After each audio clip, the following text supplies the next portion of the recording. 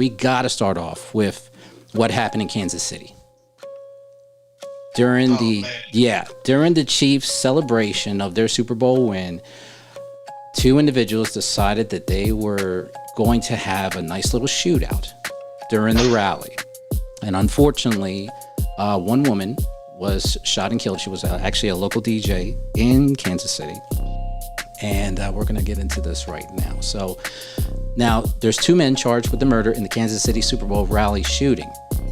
Two teenagers also are facing charges, and more arrests are possible. Groups of men who appeared to be strangers exchange angry words and threats. A female friend tried to intervene and then, surrounded by thousands of people at a rally last week celebrating Kansas City's Super Bowl victory, two men pulled out their guns and began shooting. Just being stupid, one of the men, who we won't mention, a 23-year-old, told detectives later, according to the authorities, after admitting to firing his gun at least once or twice into the crowd.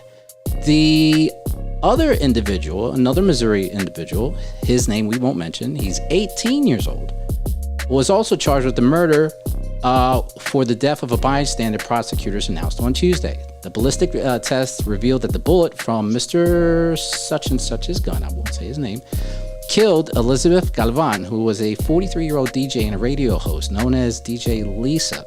She was at the parade on Wednesday with her family. Now, 2,000 people were also wounded by the gunfire, including 9 kids.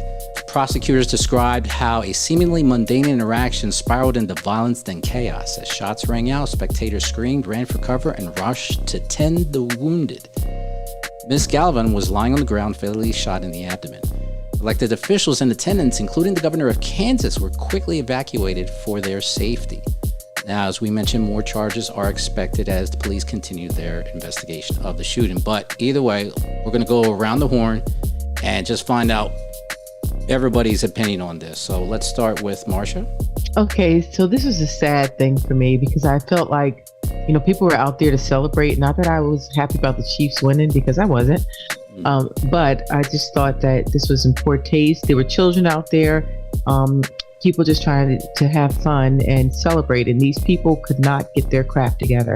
I don't know why we have so much violence here in the States. I was over in England over the holidays, and there were a lot of, soccer matches and a lot of rowdiness, but nothing that ended up being that kind of physicality or resulting in death. And I just don't understand why we have that kind of anger over here that we can't control ourselves. So it's very sad. My heart and thoughts go out to the people who were injured and the family of the lady who was killed. And I just think we need to do better. We need to do better because something's not right in our communities.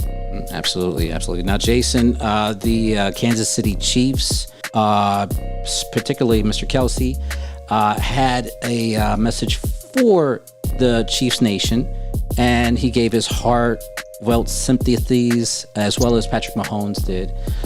And of course, hashtag KC Strong. If anybody wants to, hashtag it, please do KC Strong, because we're here in support. We don't like to see violence like this, especially during a time of celebration. And drop your 2 cents, Jason, on this. Sure.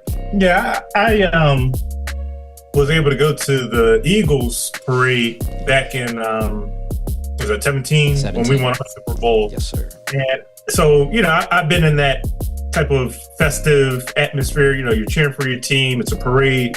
So I can't imagine what, just your everyday person who was there that day, when they heard those first shots. I can't imagine being in their shoes and what that terror must have felt like. As it's been said, we just have a horrible gun culture in in the United States, period, Mm-hmm. And for it to happen at such a, celebratory event, I think it just took everybody by surprise. Really had nothing to do with the Chiefs or the parade itself. It was, between the individuals. So, we've got to, it's got to be just like we had marches for, Black Lives Matter or civil rights. There's got to be a groundswell. It's going to have to come from the people.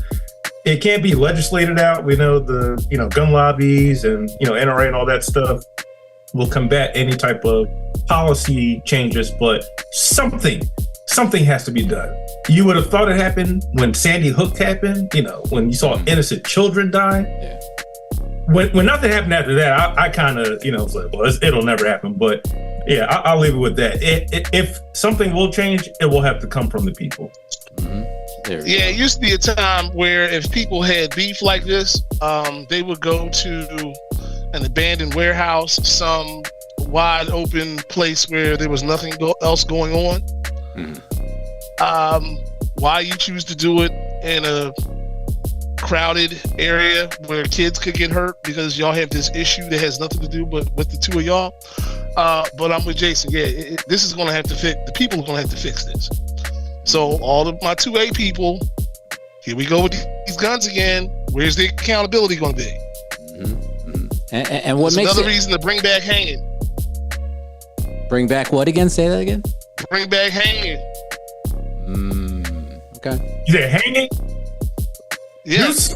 Mm-hmm. That's what I thought he said. Okay. Maybe not the hanging part. Maybe some kind of corporal punishment, but the hanging, we're gonna do that. Yeah, it's a little stretch, but thank you, GPS, for giving me the first disclaimer 2024. The following commentary from Mr. GPS is not the official commentary of the show.